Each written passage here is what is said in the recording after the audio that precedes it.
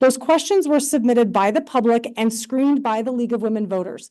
Each candidate then gets 2 minutes for closing remarks. For opening statements, we have randomly selected the order. Then the order of who answers each question first will rotate throughout the forum. We will begin with opening statements with 1 minute each, starting with Sergeant Vanderkamp. Thank you. My name is Ken Vanderkamp, and I am a detective sergeant with the Deschutes County Sheriff's Office. This is an election that's imperative for change to not only our community, but the Sheriff's Office. You see, I'm running for the next generation of our office and absolutely not the next election. So my hope is to bring that change necessary to grow the organization as a whole. I've been developing myself for this position through years of specialized training, formal education, and many diverse work assignments in both the public and private sectors. I've been here in Bend now for 25 years, married to my wife Rachel for 27 of those. We have 2 daughters, Juliet and Isabella, together. Today, I currently oversee the Central Oregon Drug Enforcement Team and the illicit marijuana team, both headquartered here in Bend. I started at the Sheriff's Office in 2002 with search and rescue as a volunteer, became a special services deputy in 2006 and a full-time deputy in 2008. Since then, I currently work as a drug team detective sergeant, and I also oversee the DRE program, the SWAT paramedical program, and the drone program. Thank you, Sergeant Vanderkamp. Captain Bailey. All right, good evening. Thank you to the League of Women Voters. Thank you to City Club, and thank you to Heather for moderating this evening. Thank you. My name is William Bailey, and I'm going to ask for your vote this November. I am a lifelong Oregonian. I grew up on the Oregon coast and raised by a single mom. Me and my brother were raised with strong family values. In high school, I worked on a charter boat. That led me to then serve in the U.S. Coast Guard. And then I moved to Bend after a fishing trip and met my wife 2 weeks later, who's in the audience this evening. I've been with the Deschutes County Sheriff's Office for nearly 24 years now. Started out as a volunteer reserve deputy sheriff, spent a couple years volunteering my time, and then applied for, was selected to be a corrections deputy in the jail. I spent 6 years in the jail and then transferred out to the patrol division, where I've held a number of assignments, working from always from a volunteer all the way up through now captain over the patrol division, responsible for all patrol operations. Thank you. My time is up. Amazing how fast that. Both respecting the time. We will now move on to questions. And again, a lot of these have been submitted by you, the public. So we're going to start off this question first for Captain Bailey. The sheriff oversees 270 employees and has a budget of $65.5 million. What expertise or experience do you have to become sheriff? Yeah.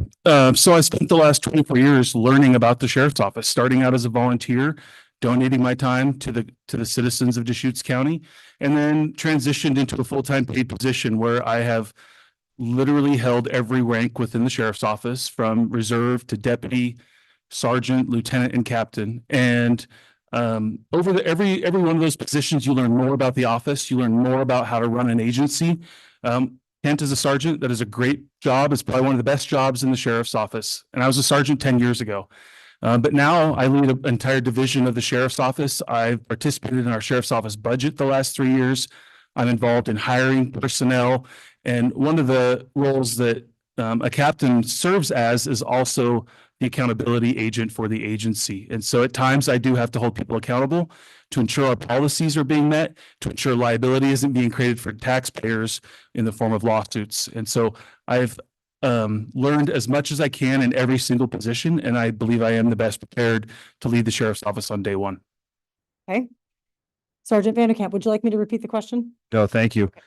So prior to my government experience, I owned and operated and funded several financial companies, mainly in the real estate world, developing 2 of those companies, selling them off to the equity markets for profit. I have an MBA in both government affairs and economics. I also have a bachelor's degree in business management. I have been around money most of my career, made a living before I was in law enforcement doing that. I've also mentored and taught several others in the world of budgeting and accountability and economics. And I've taught classes on just those same things. We've been in a budget crisis at our office for a little while now for several different variables. And we're at the point now where our incoming money is starting to not match up what we're spending, which all of us knows creates financial problems, whether or not you're budgeting your household books or you're trying to run a sheriff's office for $65.8 million and 271 people. We are heading down the wrong way. And now we're in a position to where we're asking the same people that got us into this mess to get us out of this mess. And that's what I'm bringing to the table, is that opportunity to then turn this around and make it a world-class organization again. Sergeant Vanderkamp, we're actually going to start this next question with you. What are the two most pressing issues facing the sheriff's department? Two. Got to narrow it down to two. Okay. Well, the big one probably right now for the sheriff's office, I'll do one for the sheriff's, one for the community. Our sheriff's office right now, our culture is very toxic. We've had a series of issues over the last many years where our internal strife has become worse and worse. And now we're to the point of where our office is trying to find a better way to function and operate.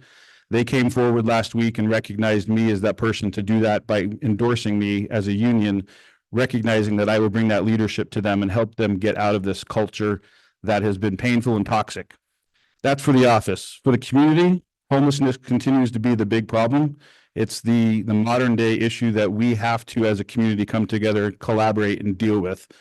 We should have dealt with it years ago, but now we need to make some off-ramps and some meaningful investments in how to get out of this issue with homelessness and work with our third-party providers in the community that so desperately want our help as much as we want theirs. Okay, you both are sticking to your time so well. Captain Bailey, same question to you. Repeat it, please. What are the two most pressing issues facing the sheriff's office? Well, over a year ago, when I announced my candidacy, morale and culture was not an issue. Things were on a very good track at the sheriff's office. Morale was as good as it has ever been in the 24 years that I've been there. And then a couple of things changed. A second candidate announced their run for sheriff, and that completely changed the dynamics within the facility. And so right now you have people that have turned people don't have the same view as them into an enemy internally in the building. And that is not a culture that was or has been going on until the last year. And so that is a pressing issue for our office that we will have to work through. We have to work through getting everyone back on the same track and everyone back on the same page, because ultimately it's really not about who internally is the best sheriff. It's about public safety and who's best lead the agency forward and lead the office in a way that's always focused on what's best for the community first, and what's best for the office second, and what's best for the individual third. Homelessness is the other big issue, and I've led the way on that for the last 2 years, attending different meetings at the Coordinated Houseless Response Office at the table of all those conversations regarding homelessness. And I've developed a detailed plan by implementing a homeless outreach team that's going to be dedicated deputies working with service providers to help transition people from our public lands into sanctioned appropriate locations where it's safer and better for them to be. Okay. Now you both mentioned homelessness as a key issue. So Captain Bailey, for you, if you could get a little bit more specific, what is law enforcement's role in your mind to handle the unhoused community in Deschutes County? Yeah, law enforcement is part of the equation. Everyone in society has to follow the rules. We all have to follow the rules when we drive to work. We all have to follow the rules every day. If you don't follow the rules, you end up having a consequence. Well, long-term permanent camping on public land is not within the rules. The challenge comes with who enforces that because of jurisdictional issues.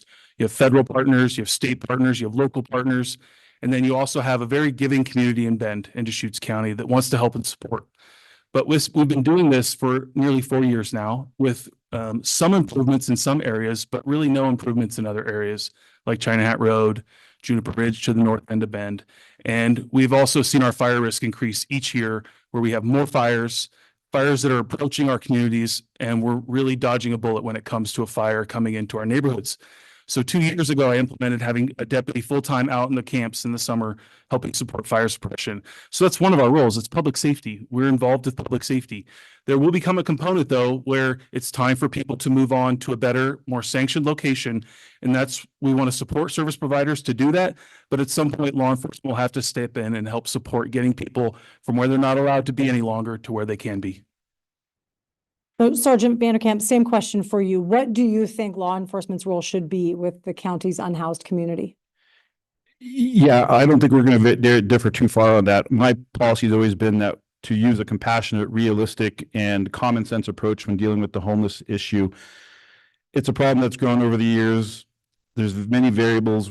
There's going to not be one fix for everything, but I think that we need to get out there, start working with those service providers. I work with several of them now. You can probably see some videos of some people that I've worked with on my website or social media, to where we've gone out there and figured out some great compassion programs for people with our third-party service providers. It appears that we need to do more and make an investment to get people some options. I love what some of the commissioners are talking about doing with the managed camps, which is coming to fruition. But there's more to be done. We have a lot more homeless people that need help and need services, and we are very blessed to be in this giving community. To go backwards, how I came to a campaign while everything was great, I don't think 31 lawsuits from current employees over 7 years that's cost us tens of millions of dollars is a great place to work prior to me showing up. I showed up because of that problem. So to say that everything was rosy before I got there is ludicrous, and it's completely disingenuous to all of you sitting in this room. Thank you, Heather. Okay.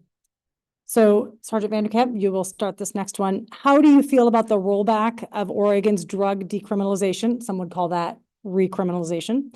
Do you as an agency have the resources necessary to support, arrest, and house drug offenders? Yes. So being involved in drug enforcement right now, I was around when the Deschutes County had a drug court in progress. In fact, one of my endorsers is Judge Alter Brady, who helped set up drug court back many years ago.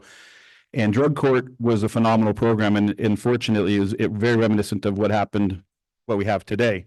So I think Measure 110, I understand the concept and why people wanted it. I think it just was really poor execution, and now we are paying a price for that. I believe in the deflection program. I currently sit on the OHSU deflection committee with ECHO, and have helped set up a few different programs, especially for non-offenders, people who have not been in trouble, who want help and who are struggling with addiction.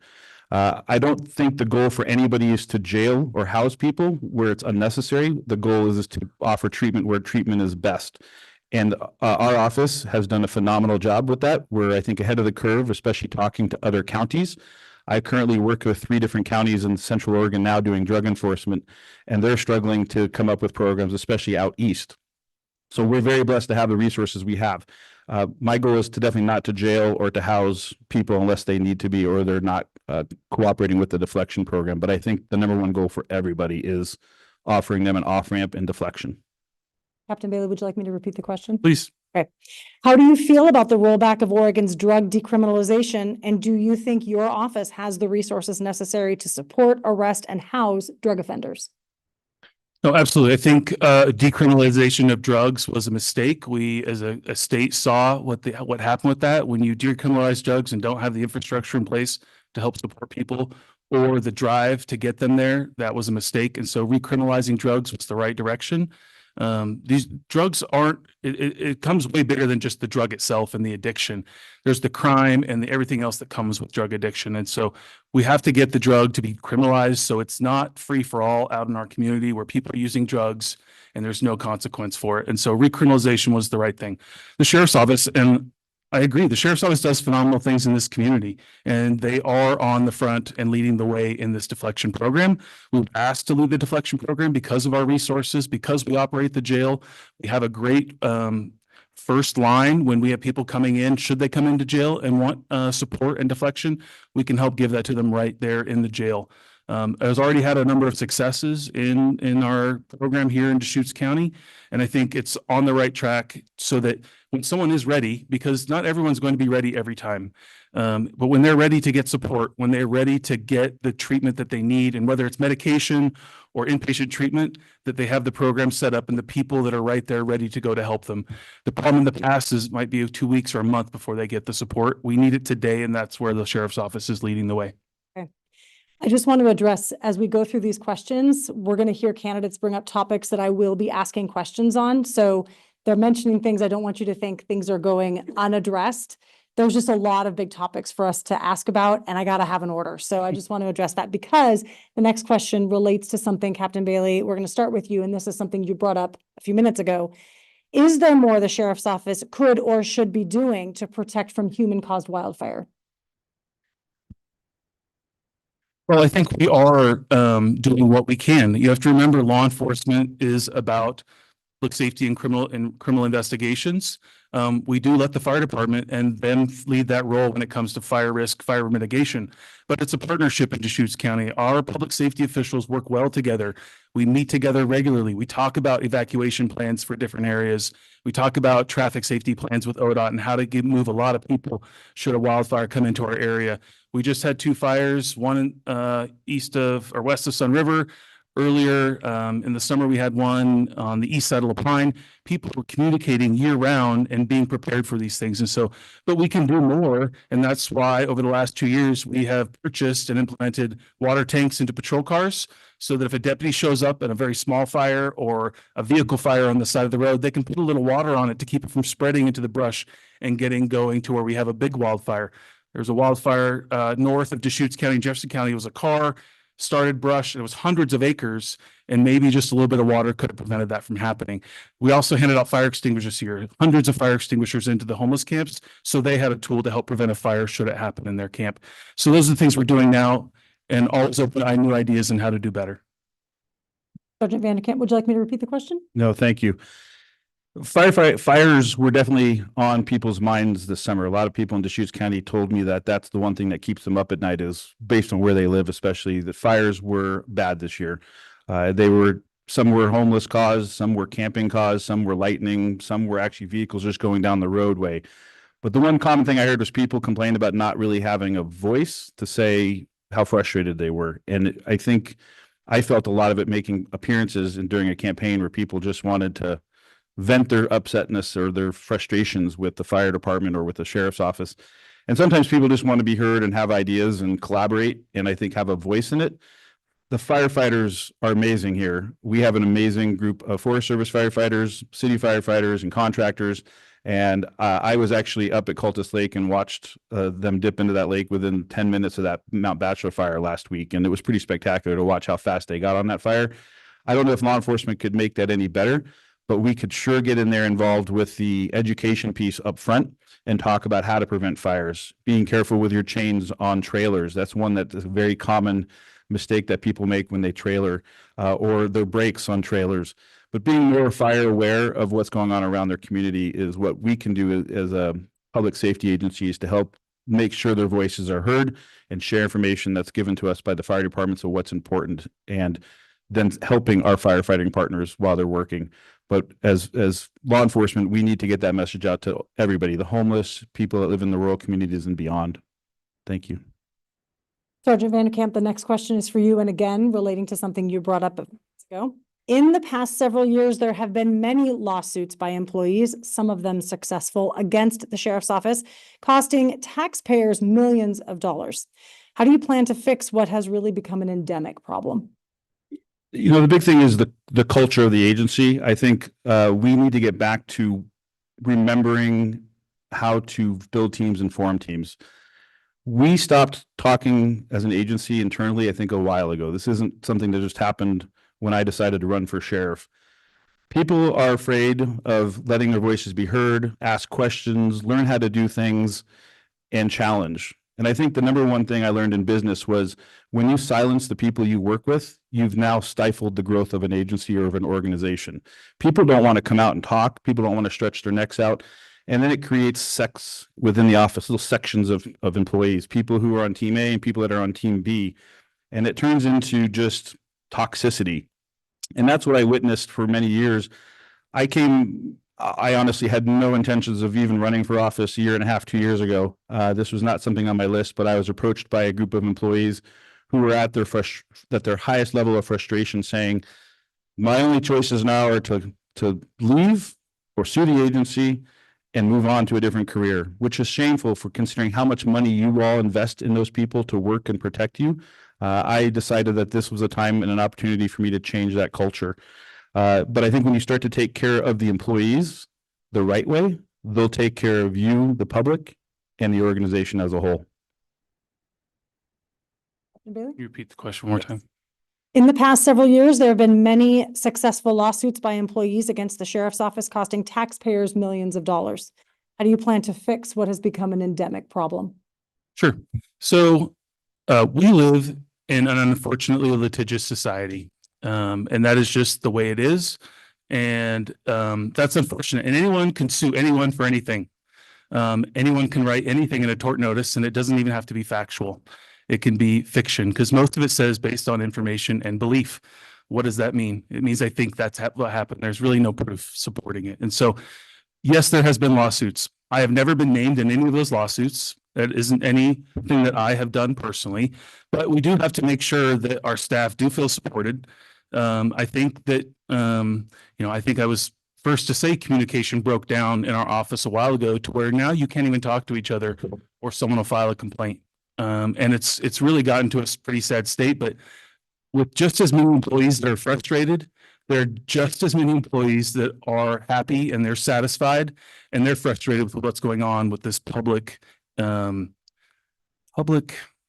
attempt to defame our agency. And so we can do better. We can always do better. But one thing I said before, and I'll say it again, if my opponent was getting information that people weren't happy or they weren't feeling heard, he never brought that to anyone's attention. He kept that for himself so he could use it as a political platform.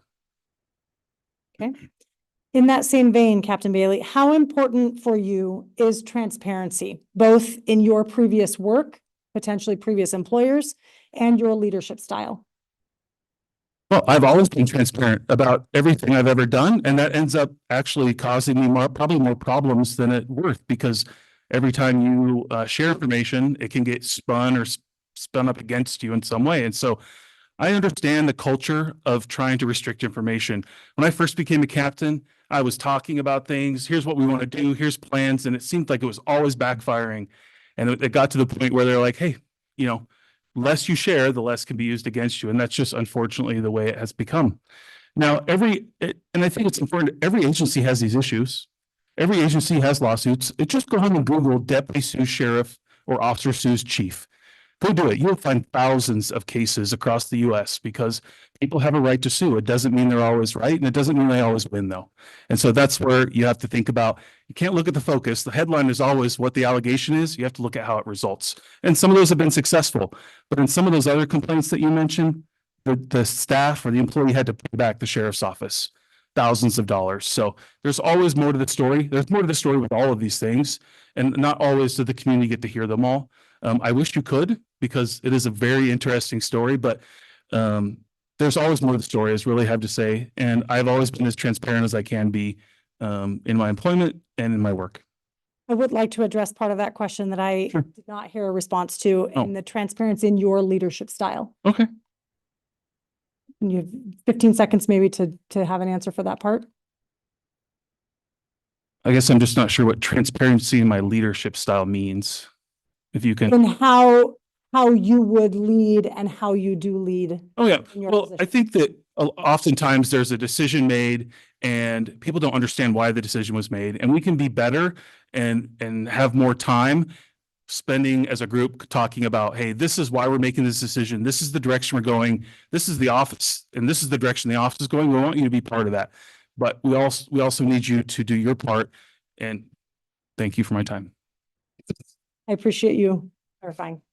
So Sergeant Vanderkamp, question to you. How important is transparency both in your previous work experience and your leadership style?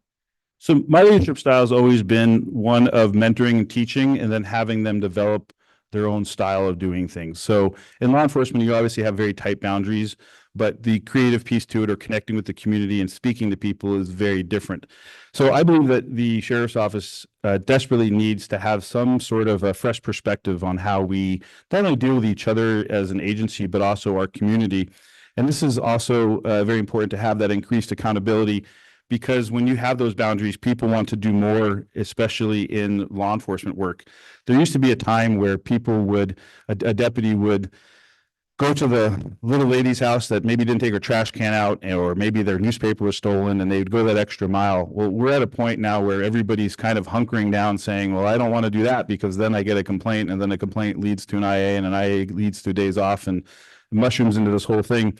But I think we need to renew our public confidence with our community, not only internally, but externally. So with 20 years of experience in law enforcement and 28 years of experience in the corporate world, I'm the only candidate that has practiced that forward facing and collaborative or forward thinking collaborative leadership style that's based and rooted in the transparency and accountability. And that's what I want to bring to your new sheriff's office. So next question to you again, Sergeant Vanderkamp. Do you support an assault weapons ban? How about universal background checks, red flag laws? So a bit of a list there. Mhm. Within the role you seek, how would you further create protections or apply current law to ensure that everyone is safe from gun violence? So I'm a big supporter of the Second Amendment. I think the Second Amendment is rooted in our Constitution very deeply. Measure 114 was a test of that. Having seen what happened in California, which was a similar design by Measure 114, a lot of people came back and analyzed exactly what Oregon had and what we didn't have. When we looked at the federal law and what they had proposed to make overlays into the red flag laws, the one thing I will note is that Oregon was already ahead of that. Oregon already had many different backstops in place. And I don't think the federal ban would have made a world of difference for us when it was constitutionally tested in the courts, which is ultimately how it failed. But I don't think that the red flag law that we have right now in use, which is also known as the Extreme Risk Protection Order, the ERPO. The ERPO right now is a fantastic tool that we use here right now for the mentally ill and the drug addicted that are a danger to themselves or to others. And we saw a test of that a couple times here now in Deschutes County, to where it's been very successful to prevent those dangers. An assault rifle ban, I have not seen one that's been proposed that I think would pass the constitutionality test in Oregon or the Ninth Circuit or the Supreme Court. The one test that we saw was with the Oregon Supreme Court recently with 110, and I don't see it succeeding again. I do suspect that the legislature will propose a new ban. I don't know if it'll make it this term, but it sounds like they're trying to get one done this term. That's my time. Repeat the question. Yes. Do you support an assault weapons ban, universal background checks, red flag laws? And within the role that you seek, how do you plan to further create protections or apply the current law to ensure everyone is safe from gun violence? Sure. I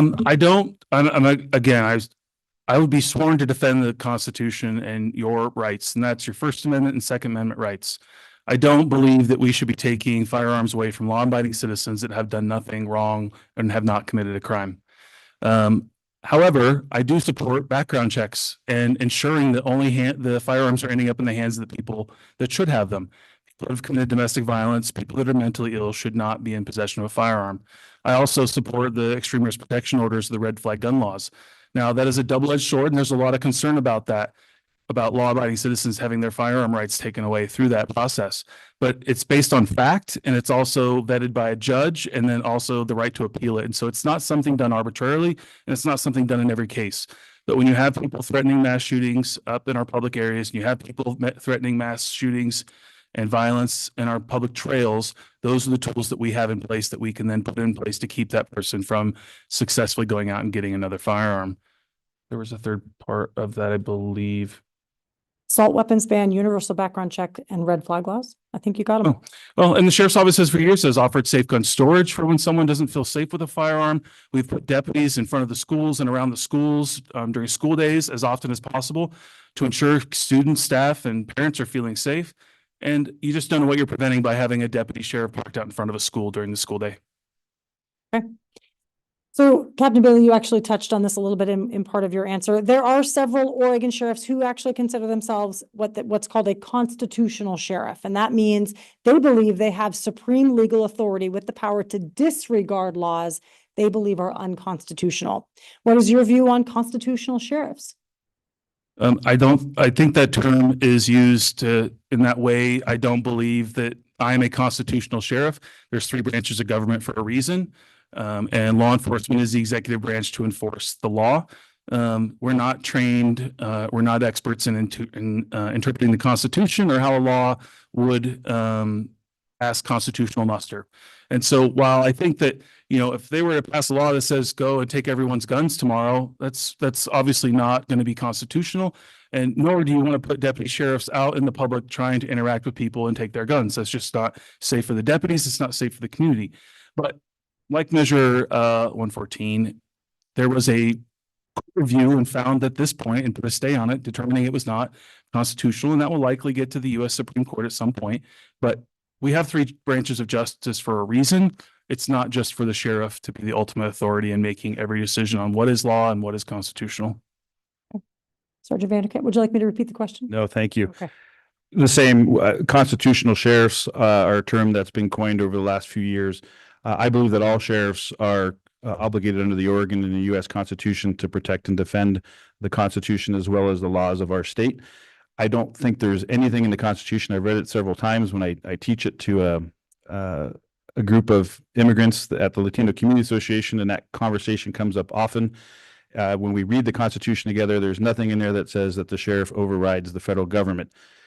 We're not trained. We're not obligated to define or to interpret that law. The courts are. And again, when you have those three branches of government, law enforcement falls in the executive branch, and we don't make those types of decisions. But I think it's important that if questions they arise from that question, we need to go to the courts or to the law and say, interpret this law.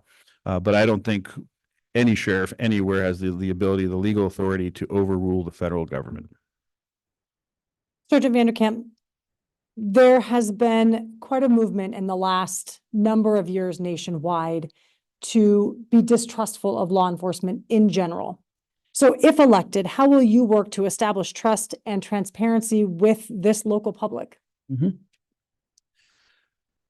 we're very blessed to live where we live. I talk to some of my counterparts in other parts of the state and other parts of the country, and the stuff that they have to put up with their abuse that they take is astounding. Law enforcement is not what it was 5 years ago, 10 years ago, 15 years ago. But we are very blessed to have a very supportive community here and many different ways of outreaching that we've done over the years, whether it be through their schools, school resource officer programs, special events, getting out there and just talking to people. When I was a patrol deputy, I would go to the kind of the easiest, or what most people call the easiest calls, and I would spend an extra 20 minutes just talking and chatting to people. We're blessed as deputies because we connect with our communities, and we're probably not as busy as some of our city counterparts sometimes, to where we can connect with business owners and homeowners and get out there and talk to people. I have found that by connecting with people, especially over the last couple of years, for example, in drug enforcement, I've had several people that I've arrested multiple times. People I've taken to jail and have gone to prison because of cases that I've done. And they come back and they shake my hand and tell me thanks. I had one that asked me to mentor her child through the Oregon Youth Challenge program. I had another that we visit and have coffee and talk about what her dreams are, her future plans are. Those are things that you don't hear about very often in big cities. And I find that that's one thing that's very refreshing in Deschutes County, is getting out there, being collaborative, communicating and talking, and just being a person has made a big difference in Deschutes County and connecting with our community. Captain Bailey, would you like me to repeat the question? Well, I think what he talks about himself, our staff do every single day. They are constantly developing relationships and building relationships in the community. It's one of the special things about our city contracts and Sisters in La Pine. We have dedicated staff there where they're getting to know the community and the community's getting to know them, and building those relationships to solve problems and focus on public safety. And one of my goals as sheriff is to expand that program, so we have more people dedicated in the communities, getting invested in their community where they work, to get to make it safer for them and to make their communities better. Now, I think I worked really hard on that community engagement. One of the needs that our office didn't have many years ago that I helped put together was our public information officer platform, using social media to allow the community to get to know who our deputies are, why they do their job, and how they're serving in the community. And over and over and over again, that has had positive impacts on relationships between deputies going out in the community, either playing with support, going to this elementary school and playing dodgeball with kids. I helped start National Night Out in Deschutes County, helped also with local youth camps and deputy day camps at the sheriff's office, and put those programs together to build those relationships, because we are blessed in Deschutes County to have a lot of overwhelming support. People love their sheriff's office. It is true. I see it and hear it every day, but that's earned. That's not just given. It's because of the great work the men and women at the sheriff's office do every day that builds that trust and relationship in the community. And I'm a full proponent of as much community engagement as we can get. Thank you. It's interesting, you both mention that positive community engagement, that positive interaction with the public, but you also both mention low morale, and struggles within the office. So Captain Bailey, for you, we know there have been dissension, lawsuits, and other issues, again, within your office. If elected sheriff, what will you do to restore order, heal those wounds, and support teamwork in your department? Yeah, again, this is not the entire agency that is disgruntled or unhappy. You get these good relationships and you get all these positive outcomes because our staff do a phenomenal job. There is internal dissension, and it has a little bit of a power control, a little bit of positioning. Anytime change comes to an office like this isn't something just the Deschutes County Sheriff's Office. Call any sheriff's office that's going through a divided election internally, and they're going to have similar type things going on. We'll get through this in January. Things will get back on track. I do think communication is broken down. And so that's why I'm going to quarterly have meetings with all of the staff so they can have a direct communication with me and I can have direct communication with them so they can get their questions answered.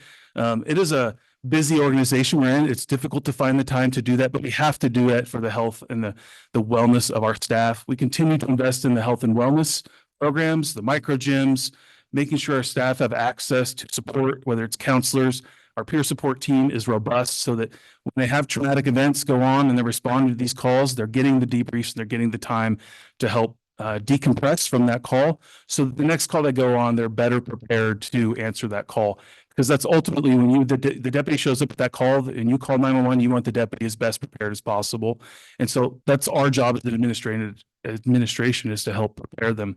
And always have an open door policy. We have to communicate. We have to get out and about and ask deputies and ask our staff, what's going on? What are we doing good? What can we do better? Thank you. Dr. Vanderkamp? Can you repeat the question? I sure can. We know there have been dissension, lawsuits, and other issues within the sheriff's office. If elected sheriff, what will you do to restore order, heal the wounds, and support teamwork in your office? So one of the things I've found is, well, we've talked about the culture, but I think the biggest complaint I hear talking to deputies internally right now is the schedule. We have a really hard schedule on deputies. It's not designed for the human body to have them work 4 12-hour shifts, 2-day shifts, 2 night shifts, and then expect them to have normal days off after that transition. So the big complaint we have is schedules. I think a lot of people want to talk about that. Inside the jail, the conversation is that there's a lot of people suffering from that PTSD from working inside the facility, and they feel that they need to have some outlets. They talk about having kind of more of an emphasis on the dignity of the employees, which they say will lead to more of the dignity to the public.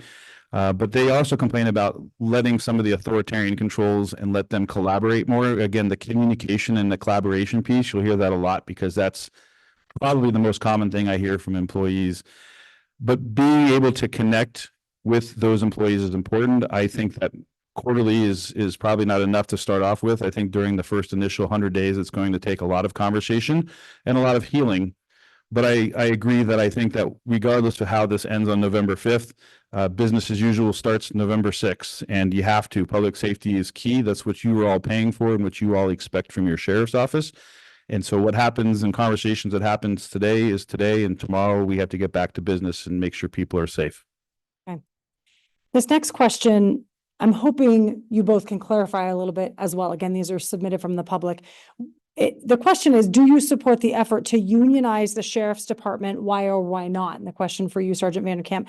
However, we also know there is a union already that exists for deputies. So I believe this question is referring to an extended effort to unionize, to allow command staff potentially to unionize. I got to be frank, I'm not aware of any effort to unionize beyond what's already there. Deputies are already in the union. Deputies and sergeants are the only people in the union now, but I don't know of any other efforts that you're referring to. I think that might be a stale question from prior to the sergeants, I'm guessing. Oh, maybe. I apologize. It's one that was given me. Okay. We're going to move on. So we'll start with the next one with. And I don't want to speak for the captain, but he might know more than me. Okay, I didn't. Okay. Agreement here. Okay. You okay if we scrap that question? Yeah, I don't think there's any, the sergeants were just put into the union. At least some of them went in. Others parts of the union, because of what's been going on internally, have left the union recently. But that was a law change, and there's actually multiple agencies across the state where you have supervisors coming into the union. So it's not something that is just unique to the Deschutes County Sheriff's Office. I think there were 8 agencies behind us lined up, waiting to hear about whether the sergeants were going to join the union. Both in agreement? Agreed. Yeah, I don't think there's, I'm going to start then, since that question should have started with you, I'm going to start with you for the next one. Many of our residents don't speak English as their first language. How can the department support these populations to get information to them, particularly in an emergency? And I believe this is referring to evacuation specifically.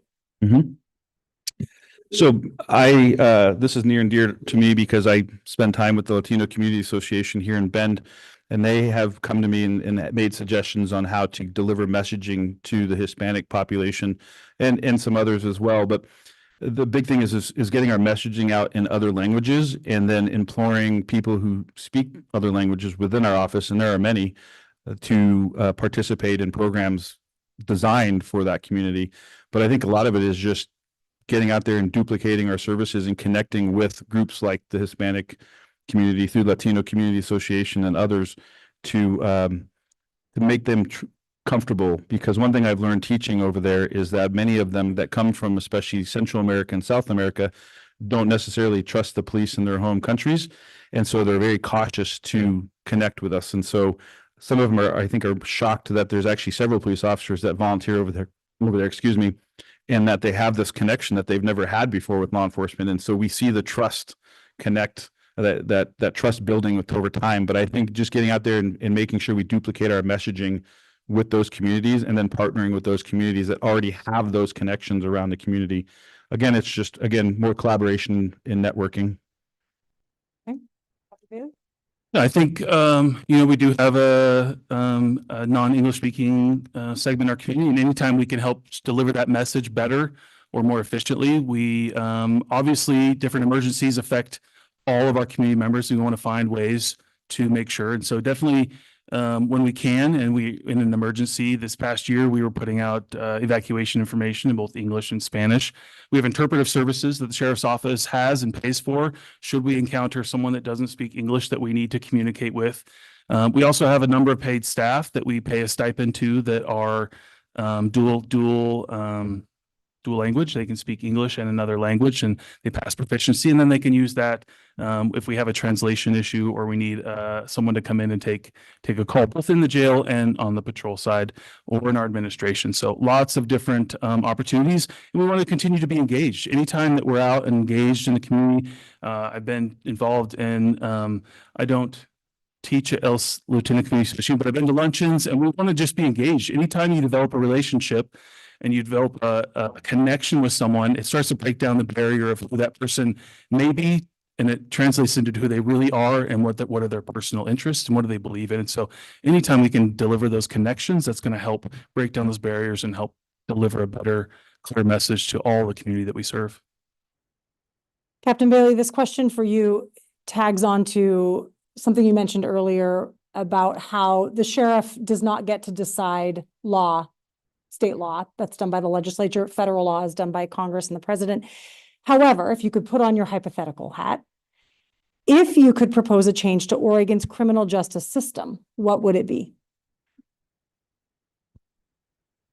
Wow, that's a brain teaser.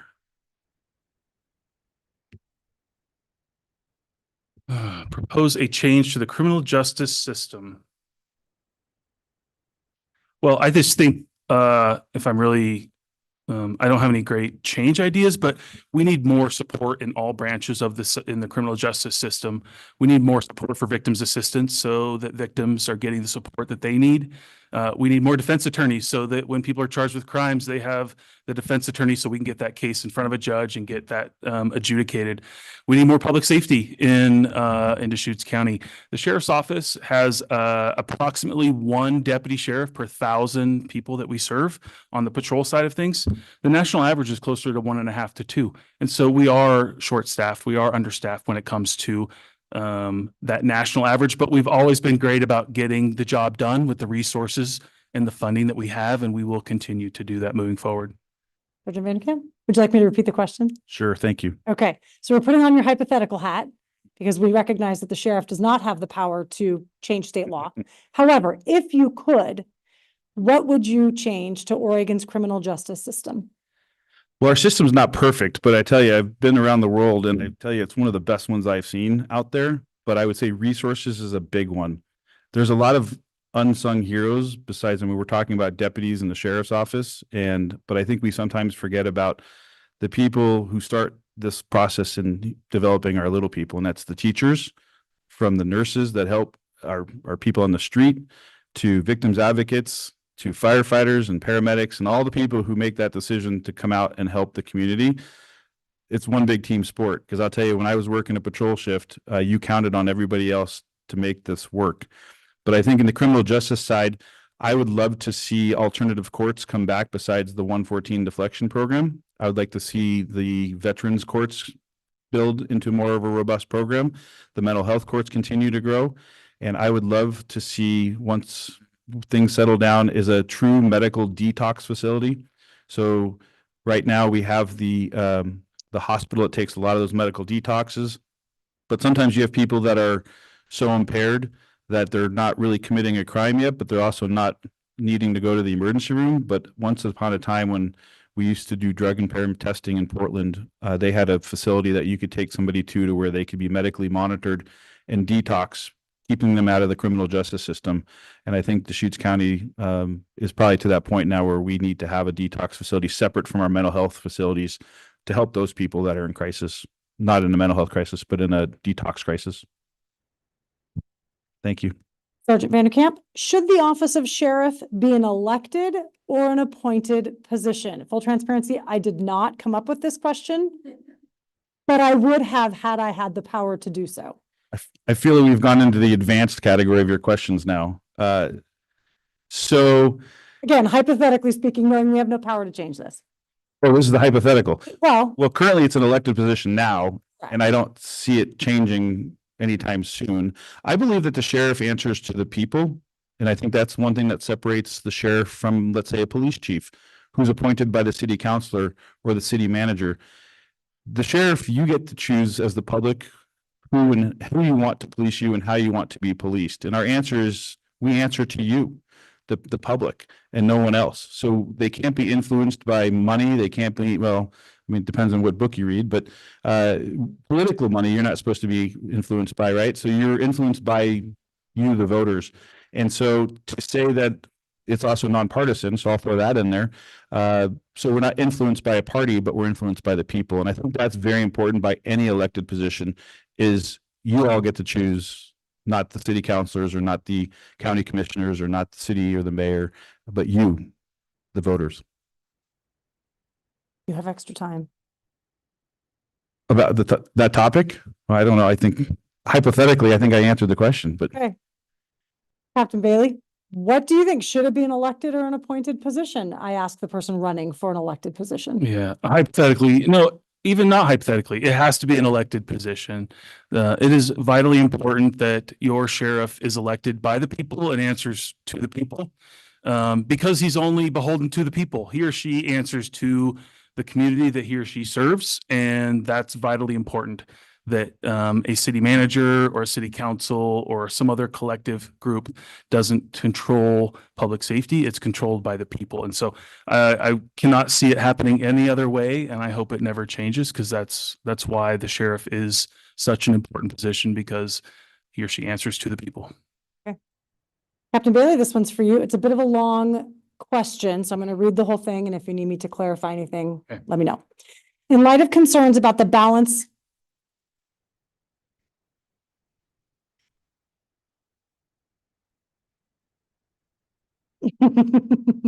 we forgive you.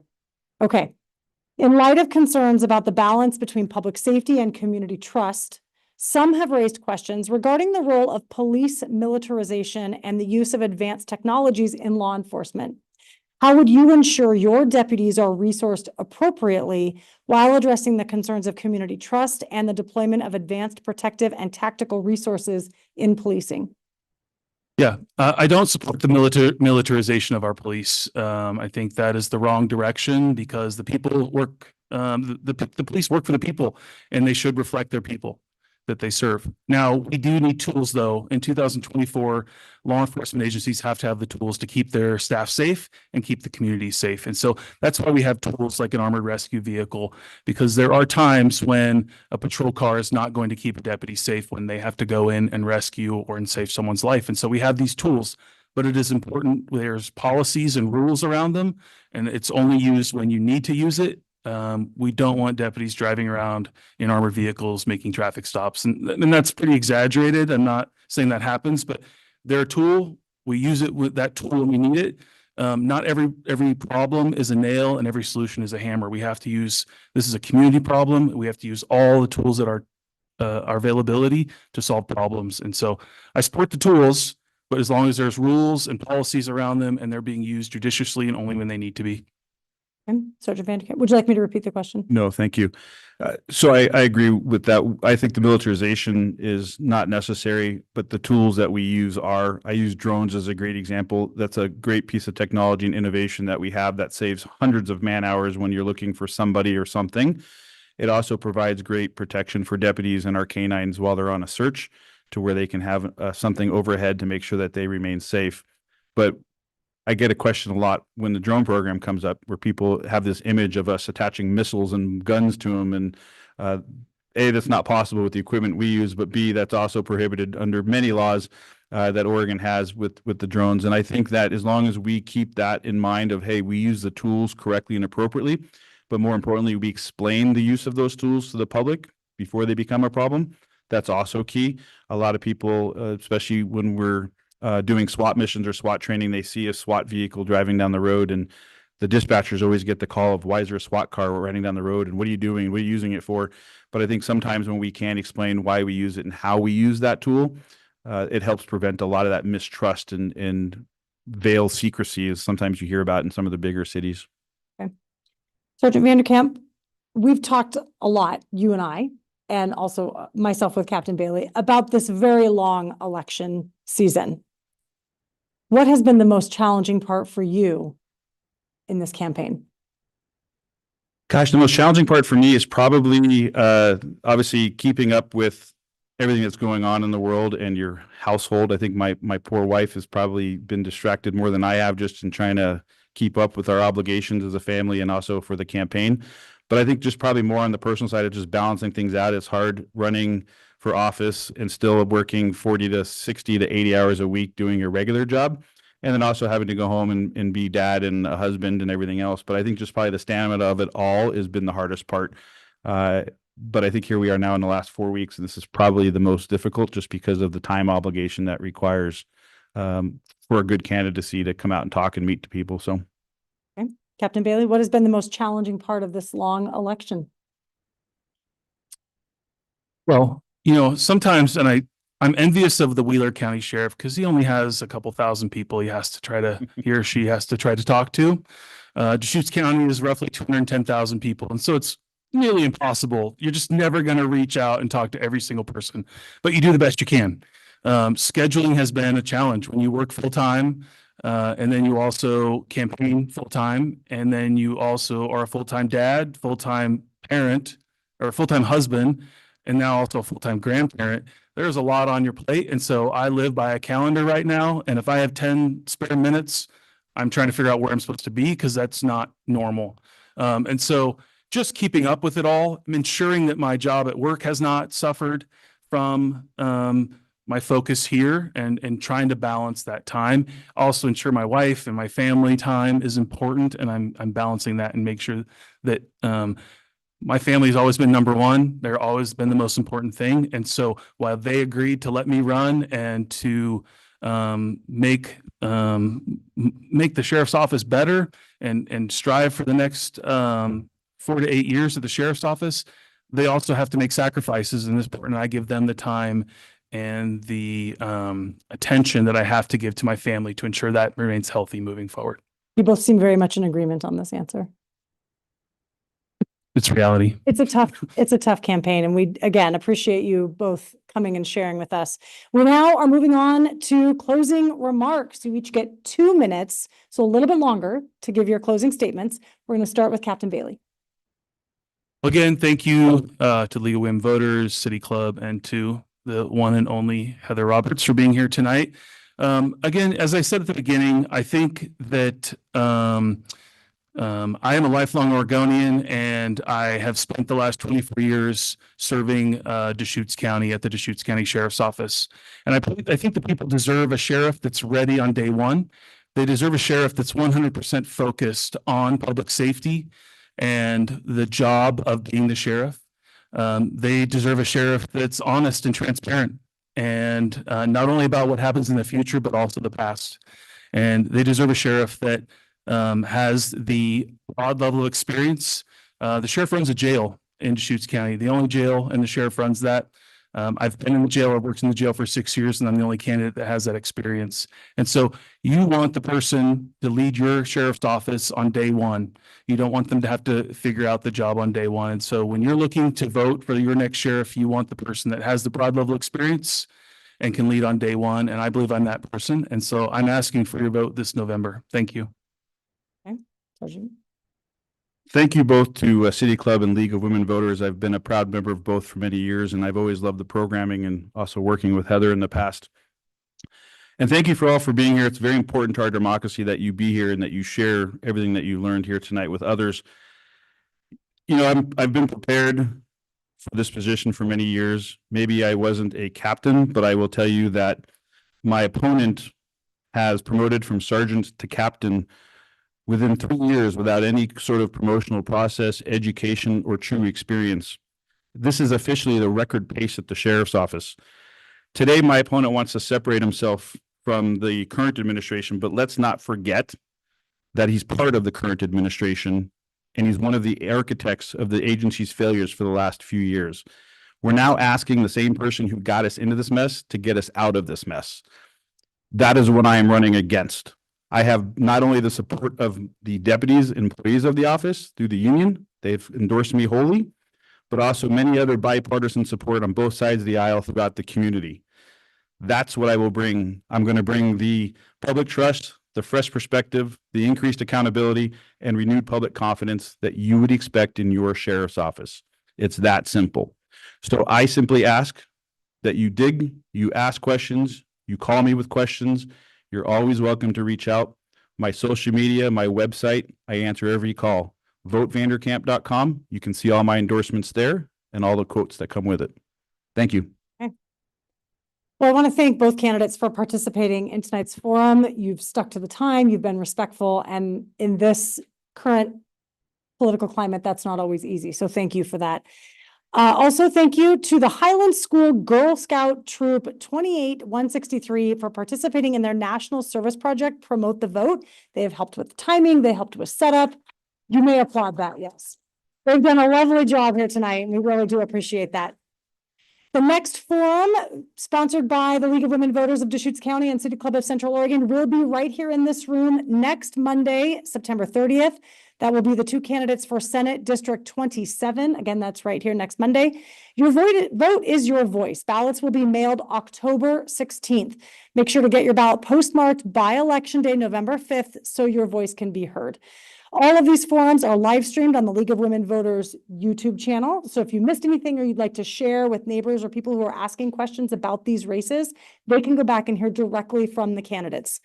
For more information about all of the candidates, please check out vote411.org. And thank you to everyone for participating.